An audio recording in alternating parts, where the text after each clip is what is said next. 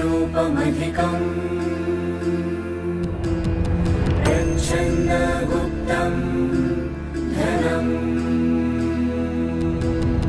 विद्याभोगकरी यशस्सुखकरी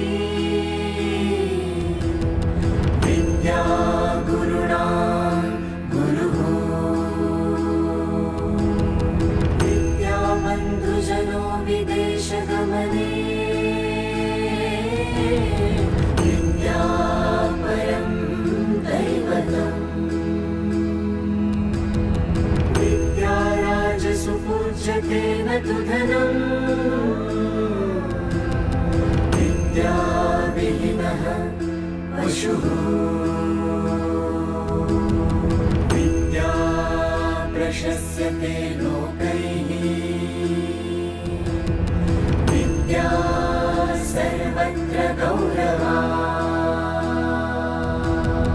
विद्यया लभते सर्वम् विद्वान् सर्वत्र पूज्यते न हि ज्ञानेन सदृशम् पवित्रमिह विद्यते न हि ज्ञानेन सदृशम् पवित्रमिह विद्यते न हि ज्ञानेन सदृशम् पवित्रमिह विद्यते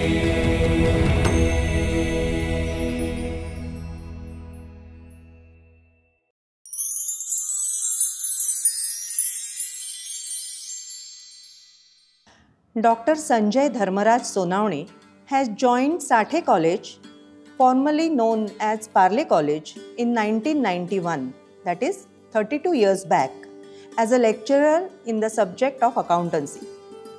His present designation is Professor and he is the head of the Department of Accountancy. He is a postgraduate in Commerce from the University of Mumbai, has graduated in Law from University of Mumbai, qualified as a Chartered Accountant and Cost Accountant, PhD in the subject of Accountancy, awarded by the University of Mumbai. He has been a practicing Chartered Accountant for over 35 years. He is a recognized postgraduate teacher.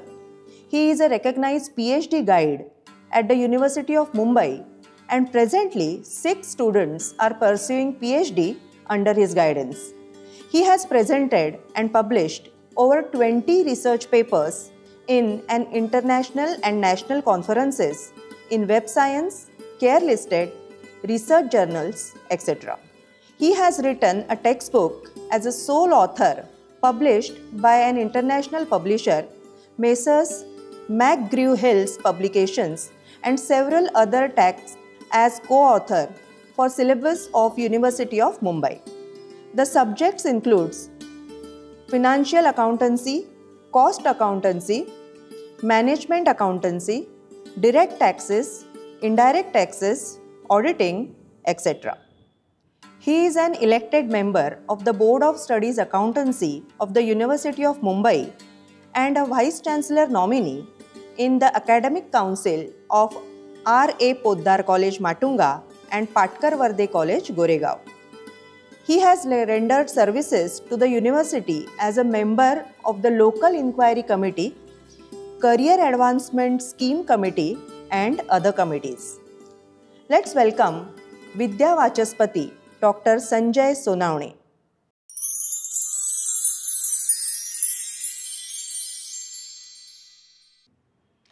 Namaskar.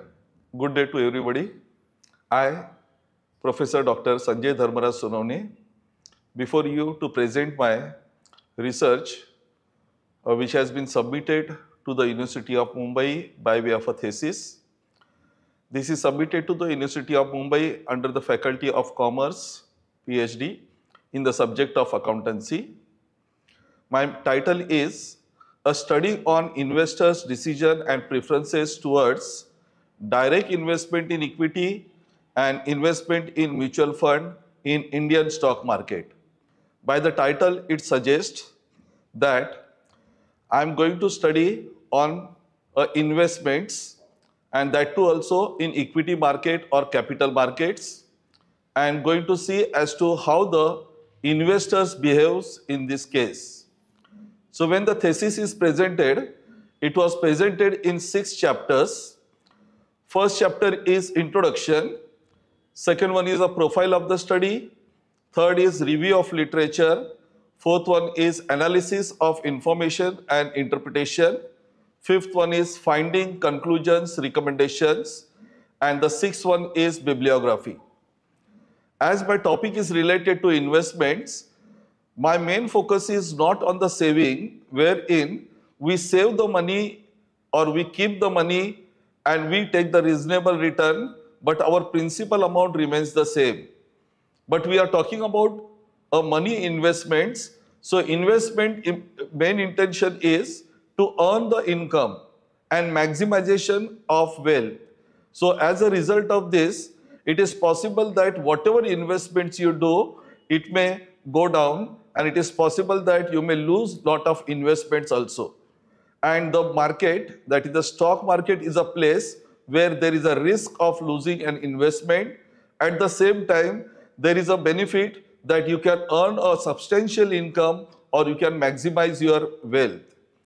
When I started my study on this, my focus was on to identify the objectives. What should be the objectives in my study?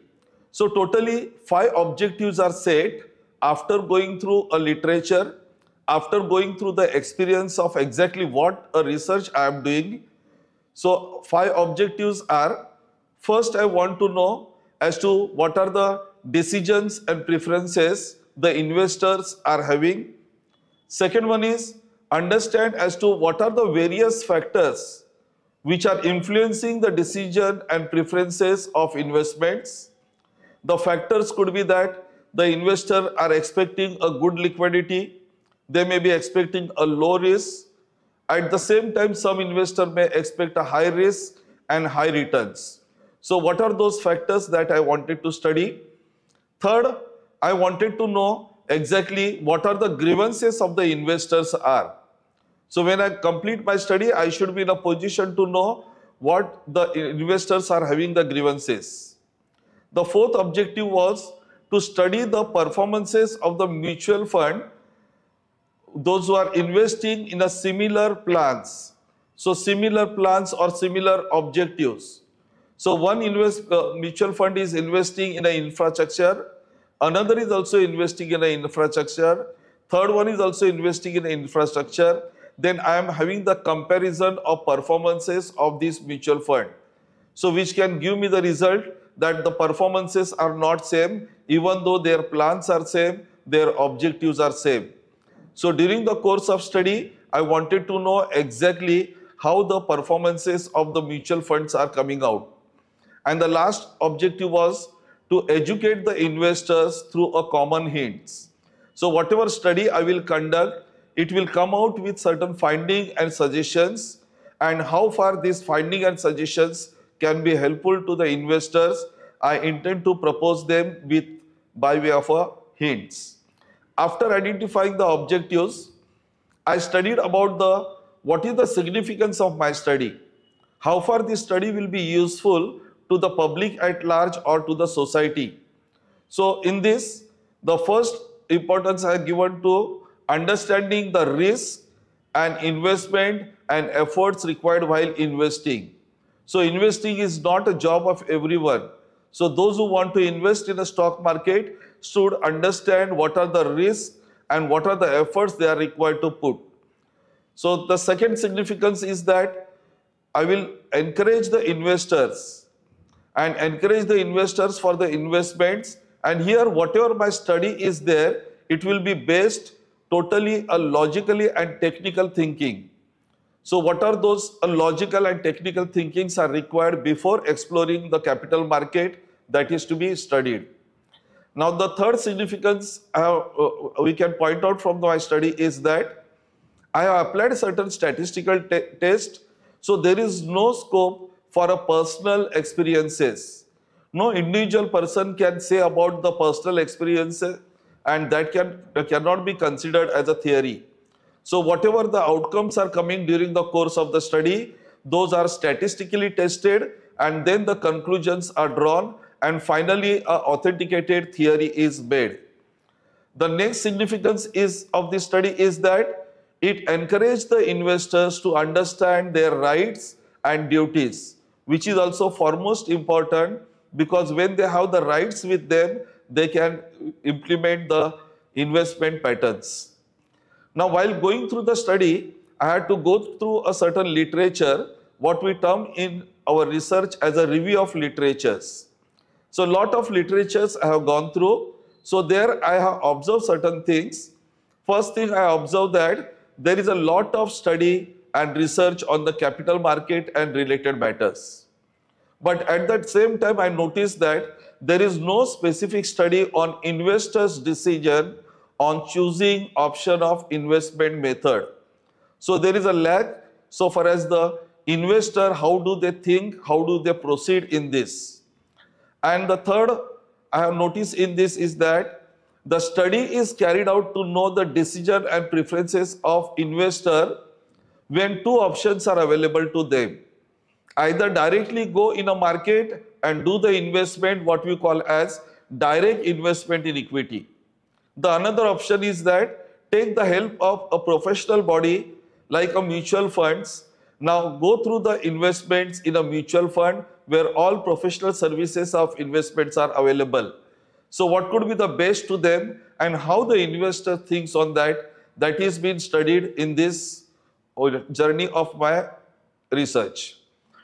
While studying, I noticed that the target is not so simple because I have to refer the public at large and then I have to select the people, those who are in a position to answer the questions related to my research.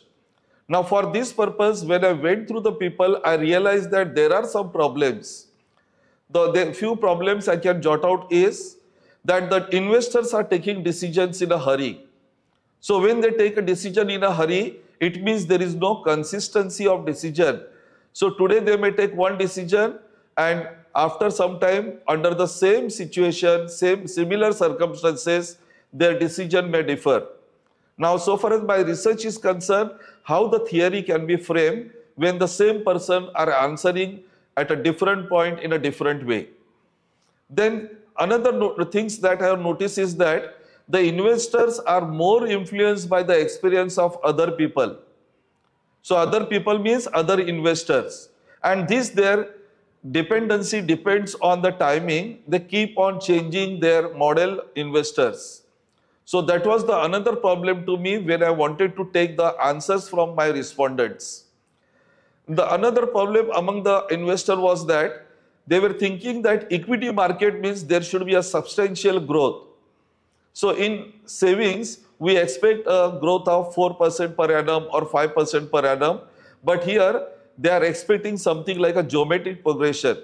So today's money of 100 should be 200 rupees after say 1 year. It should go to 300, 400. So there is a geometric progression. That kind of a expectation is there. Another problem was that the investors were behaving as per their sentiments. The sentiments means what we term as emotions. Now there are various varieties of the emotions are there. So few example of the emotion is that a greed.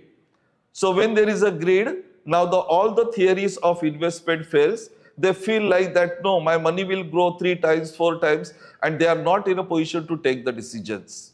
Sometimes the emotion called as a fear. A fear is there, and under the fear, the conscious decisions are not taken. So if I ask them a question under a different situations, depending on the fear, their decisions are changing. So like this, there are certain points in the emotions which were they're lagging behind. The another thing we have noticed is that my study was on mutual funds also. So a lot of responses were there, something saying that there is a lack of transparency.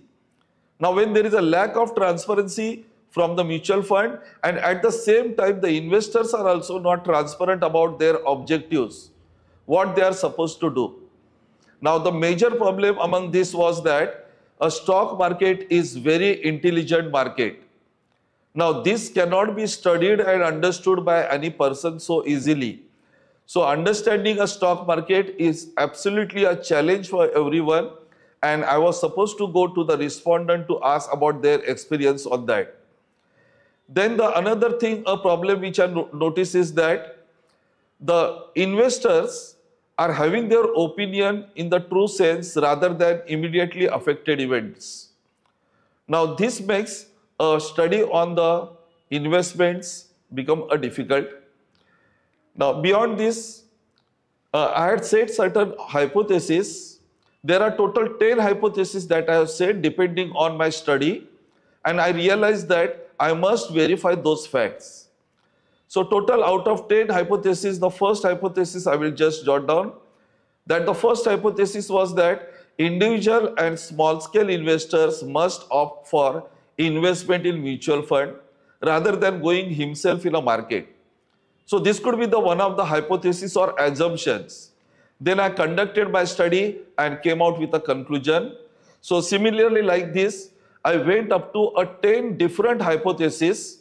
My last hypothesis was investment skill is not must for investment in mutual fund. So we believe that when mutual fund is investing, why we should be thinking about it? So we need not have any investment skill also.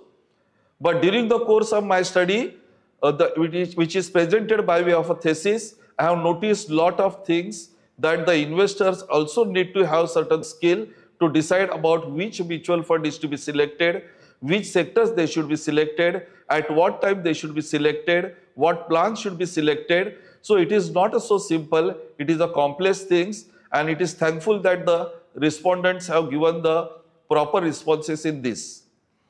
When I approached to the respondent by way of a research and methodology, as a part of our research and methodology is that collect data from the various people. So it can be individuals or it can be at large. So this collection of data is divided into two parts. One is a primary data, and primary data is collected by taking an interview or filling the questionnaire from the specific peoples. Whereas there is a secondary data also which is collected by way of articles, magazines, newspapers, books, publications, or browsing on the internet. Through that the data are collected. Now secondary data helpful to me to compare the performances of the mutual funds, whereas the questionnaire was giving me the idea about how the decisions and preferences are investors are affected. Now while selecting the people as a sample for asking the question, the standard was set at a very high level because it is a stock market, and even a layman cannot immediately answer without understanding what is the share market and what is the investment in mutual fund. So professionals were selected like chartered accountants or the person, those who are involved in a stock market. The employees and staff engaged in the mutual fund, they were questioned by way of a questionnaire. Then the brokers and sub-brokers engaged in the equity trading, those who sit in the market on the board, they were studied as to what are their opinions on this. And we have selected some direct investors also, those who are very much familiar with the investment in equity as well as investment in mutual fund. So the class of sample were unbiased, but it was a intellectual persons, and through whom I have conducted this survey by way of a questionnaires. Now whatever the questionnaire, for that the answers were received. Now different kind of answers were there, and there were multiple parameters were there. One sample proportion was there, two sample. Now these are all statistical terms. So different kind of the answers I had received. So I had to apply the statistical test for that. So depending on the answers and depending on my hypothesis, the statistical tests were applied, and after application of the statistical test, we have drawn the conclusion. So there is no scope for individual person to decide about what is the conclusion. It is statistically tested and finally concluded as to what is the conclusion in this. Now after doing all my solution to the basic understanding about the objectives, what are the significance of that, and then approaching the people at large or having the literature, review of literature, then studying the person in person and understanding them, Then my main stage started about the compiling the data. And compilation of data, I started with 6 chapters. Total there are 6 chapters. So my thesis is presented to the University of Mumbai in 6 chapters. The first chapter was introduction. I will slightly elaborate on this. So in this introduction chapter, I spoke about what is my research topic. Now what are the various terms that I am going to use in my research? Now what are the specific definitions available to them? And the complete idea about my research is given so far as the introduction is concerned, including what is the investors, what is the share market, what is the stock market, what is the capital market, what is the mutual fund, the working of the mutual fund, who manages the mutual fund, all those things are given by way of an introduction. Then my second chapter was profile of the study. Now profile of the study, as I said in the beginning only, the profile requires a specific knowledge of the subject on investments, that too also in a capital market, that too also with mutual fund, and ultimately in the Indian stock market. So the profile of the study gives the complete data about the characteristics of the study, how the data are collected and how I'm using that data. And while using that data, I'm drawing some miscellaneous conclusions. So what is the significance of that study? All those things are explained in the profile of the study. So the study is conducted in a manner where we can understand the characteristics and significance. Then at a third part, in the chapterization, the review of literature was there. Review of literature gives us the idea about what exactly you want to study and what is the progress in that. So from the review of literature, when I went on the review of literature of the capital markets and mutual fund, so I came to know how the capital market is working, how mutual funds are working, and how these two things are working parallel, and what kind of investments are possible. Then in a review of literature, there was a specific category of what are the factors which are influencing the investment decision. Now this was some part of the philosophy wherein every person has got their own opinions and philosophy. And as a result of this, they try to explain their experiences. But the good decision I had taken was that I was contacting the elite person, those who know the subject very well. So they were to the point and they were giving the conclusions out of their experience of number of years. And third literature part was investors' behavior and emotions. Now here, however the person may be an intelligent, that person is bound to commit certain mistakes. So no person is immune to the risk of the capital market is the ultimate conclusion coming out of this. However expert you may be in a capital market, but you are bound to commit some mistakes. Those mistakes are coming out of your emotions. As I said, emotions means out of your greed, fear, or hopes. Hopes are also one type of emotion wherein you believe that something will grow. Now in that emotions you are going to lose. So are you taking a conscious decision? The answer could be no. All these things I came to know from the literature. Then whatever hypotheses were there, I tried to see whether on that hypothesis any working is done in the review of literatures. So in review of literature, I found certain things, but I went beyond that, and whatever to the satisfaction of me, which is giving justification to my topic, I stick to my hypothesis and went ahead with my observation from that. The next one, the fourth chapter was analysis of information and interpretation. Here, all the collection of data was there. It was properly collected, then it was categorically put. Then the comparison was done with my hypothesis as to what exactly my hypotheses are there and how this data will be by testing my hypothesis.